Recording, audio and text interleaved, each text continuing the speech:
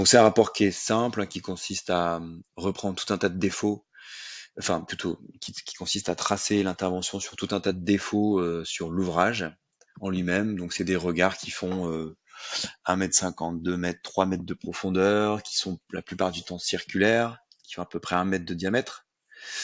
Il y a des tuyaux qui rentrent dedans, et au bout d'un certain temps, au bout de quelques années, et ben ces regards, ils commencent à fuir, ils commencent à un petit peu à se déliter. L'H2S, qui est un gaz naturellement dégagé par les eaux usées, hein, par comment on appelle ça, les matières organiques je trouve pas le mot, mais vous qui m'écoutez, vous allez le trouver.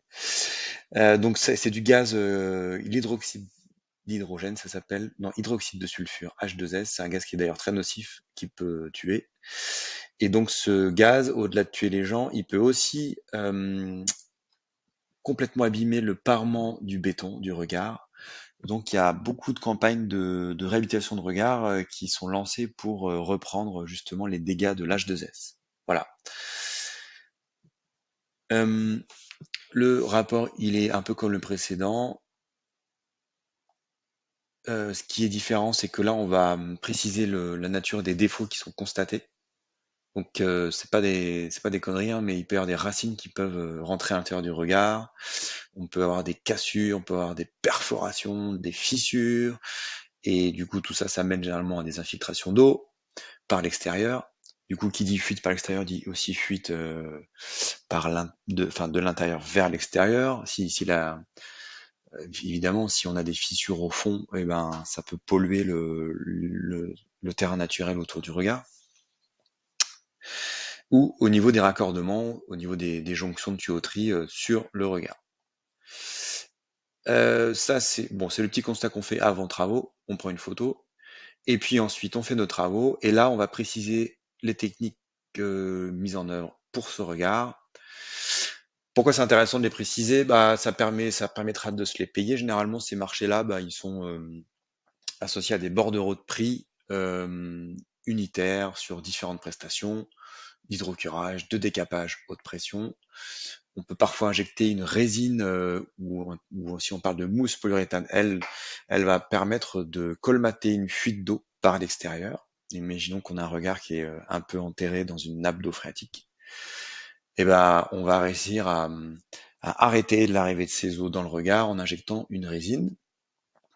Euh, Par projection de mortier, donc ça peut se faire manuellement à la truelle, mais aussi mécaniquement avec des robots. On peut projeter du béton de la même manière, et on peut aussi faire des petites reprises ponctuelles. Voilà. Là, j'ai coché résine, mortier. euh,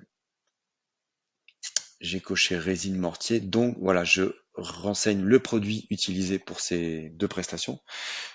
Là, c'est intéressant pour le client de savoir que on a utilisé tel ou tel produit.